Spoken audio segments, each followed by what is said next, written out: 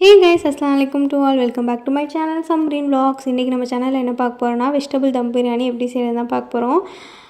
Chicken biryani mutton biryani எந்த ஸ்டைலில் எந்த டேஸ்ட்டில் தம் போட்டு செய்கிறாங்களோ அதே அளவுக்கு இன்றைக்கி வெஜிடபிள்ஸ் வச்சு தம் போட்டு செய்ய போகிறோம் வித் சீக்ரெட் மசாலா. வாங்க பார்க்கலாம். முதல்ல அதுக்கு தேவையான வெங்காயம் தக்காளி எல்லாம் அரிஞ்சு எடுத்துக்கிட்டாச்சு.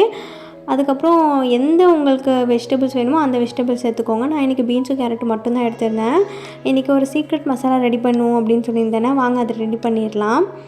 அதுக்கு 4 ஸ்பூன் மல்லி, 2 ஸ்பூன் ஜீரகம், 1 ஸ்பூன் பெருஞ்சீரகம், அப்புறம் 3 ட்ரை சில்லி. உங்களுக்கு எவ்வளோ காரம் வேணுமோ அந்த அளவுக்கு ட்ரை சில்லி வச்சுக்கோங்க. அப்புறம் 2 ஸ்பூன் மிளகு, அப்புறம் ஒரு துண்டு பட்டை, 2 ஏலக்காய், 2 கிராம்பு இது தான் எடுத்திருந்தேன். இதை எடுத்து ஒரு பேனில் போட்டு நல்லா ரோஸ்ட் பண்ணிக்கோங்க. இதோட ஸ்மெல்லே வந்து அப்படியே செம்மையாக இருக்கும். அந்த அளவு வர வரைக்கும் ரோஸ்ட் பண்ணிக்கோங்க.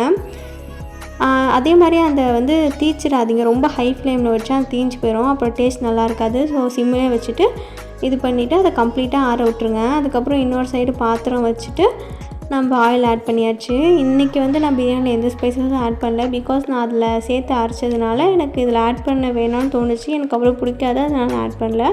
உங்களுக்கு வேணால் ஆட் பண்ணிக்கோங்க. நான் ஒரே ஒரு பே லீஃப் மட்டும்தான் ஆட் பண்ணேன். அப்புறம் கட் பண்ண ஆனியன்ஸை சேர்த்து நல்லா வதக்கியாச்சு. அது ஒரு மாதிரி கோல்டன் ப்ரௌன் ஆனதுக்கப்புறம் வந்து ஜிஞ்சர் கார்லிக் பேஸ்ட் ஆட் பண்ணியாச்சு. அதோட பச்சை வாசனை போகிற அளவுக்கு அதையும் வதக்கோங்க. பிரியாணியை பொறுத்த வரைக்கும் வந்து வெங்காயம் கோல்டன் ப்ரௌன் கலருக்கு வந்துச்சுன்னா தான் பிரியாணி வந்து நல்லாயிருக்கும், இல்லைனா அவ்வளோ டேஸ்ட் இருக்காது. அப்புறமேட்டு அதில் காஷ்மீரி ரெட் சில்லி தான் சேர்த்துருந்தேன். உங்களை இருந்தால் சேர்த்துக்கோங்க, இல்லைனா ஆப்ஷனல் தான். உங்கள் சாதா மிளகா பொடியை சேர்த்துக்கோங்க. பிகாஸ் கலர் அப்போ தான் நல்லா வரும். அதே மாதிரி ஆட் பண்ணி ரொம்ப நேரமும் விட்டுறாதீங்க. கீழே வந்து அந்த பாத்திரத்தோடு அடி பிடிச்சிக்கும். அதனால் அதை ஆட் பண்ணதுக்கப்புறமே ஒரு கிண்டிட்டு வந்து தக்காளி சேர்த்துருங்க. ஸோ தக்காளி வெங்காயம் எவ்வளோ வதங்குதோ அவ்வளோ தான் பிரியாணிக்கு டேஸ்ட்டு கொடுக்கும். அப்புறம் பீன்ஸ் சேர்த்துக்கிட்டேன். அப்புறம் கொஞ்சம் உப்பு சேர்த்து அதை வதங்க விட்டுட்டேன். இந்த சைடு வந்து இது கம்ப்ளீட்டாக ஆறிடுச்சு. அதை கிரைண்ட் பண்ணி எடுத்துக்கிட்டாச்சு. அதுக்கப்புறம் ஒரு பாத்திரத்தை எடுத்து அரிசியை கழுவிட்டு அரிசி ஊற வச்சாச்சு.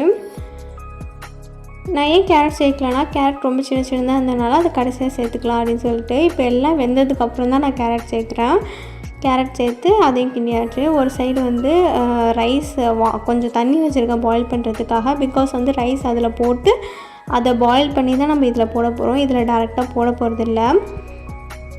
அப்புறம் நல்லா வதங்கினதுக்கப்புறம் இந்த சீக்ரெட் மசாலாவை வந்து நம்ம சேர்க்கணும். பிகாஸ் இன்றைக்கி எந்த ஒரு அடிஷ்னலான ஒரு பவுடரும் நான் சேர்க்க போகிறதில்ல. இது மட்டும்தான் சேர்க்க போகிறேன். இது மட்டும்தான் டேஸ்ட்டும் கொடுக்கும், ஸ்மெல்லும் கொடுக்கும். தேவையான அளவு வந்து உப்பு மட்டும் சேர்த்துக்கோங்க. அதுக்கப்புறம் உங்களுக்கு எவ்வளோ புளிப்பு வேணுமோ அந்த அளவுக்கு வந்து கர்டு சேர்த்துக்கோங்க. ஸோ நிறைய பேர் வந்து சேனலை சப்ஸ்கிரைப் பண்ணாமல் பார்த்துட்ருக்கீங்க. ஸோ சப்ஸ்கிரைப் பண்ணாத எங்களுக்கும் ஒரு என்கரேஜ்மெண்ட்டாக இருக்கும். So please subscribers. அதுக்கப்புறம் இந்த சைடு தண்ணியும் கொதிச்சதுக்கப்புறம் அந்த அரிசியும் போட்டு ஒரு 80% வேகிற அளவுக்கு அதை விட்டால் போதும். அதுக்கப்புறம் அதை வடிச்சிடணும். பிகாஸ் ரொம்ப அது இதாகிடுச்சு வெந்துடுச்சு அப்படின்னா குழஞ்சி போயிடும். அப்படி இருந்தால் நல்லா இருக்காது. ஒரு 80% வெந்தாது தம் போடும் போது அந்த 20% மீதி 20% வெந்துடும். ஸோ நான் இன்றைக்கி 80%லேயே எடுத்து அந்த நம்ம ஏற்கனவே செஞ்சோம்னா மசாலா அதுக்கு மேலே வந்து நல்லா ஸ்ப்ரெட் பண்ணி விட்டுணும். இன்றைக்கி நான் செய்ய போகிற தம் பிரியாணி சொன்னதுனால கீழே ஹெவியான ஒரு பாத்திரம் தோசைக்கல்லை வச்சுட்டு மேலே பிரியாணி சட்டி வச்சுட்டு அதுக்கு மேலே வெயிட் வைக்கணும். உங்கள்ட்ட தோசைக்கல் இல்லை அப்படின்னா நீங்கள் வந்து உள்ளதுலேயே சின்ன பர்னர் இருக்குல்ல அதில் வச்சு ரொம்ப அடுப்பை சிம்மில் வச்சுட்டு ஒரு 10 மினிட்ஸ் வெயிட் பண்ணுங்கள். நான் இன்றைக்கி 20 மினிட்ஸ் இதை அப்படியே விட்டுட்டேன்.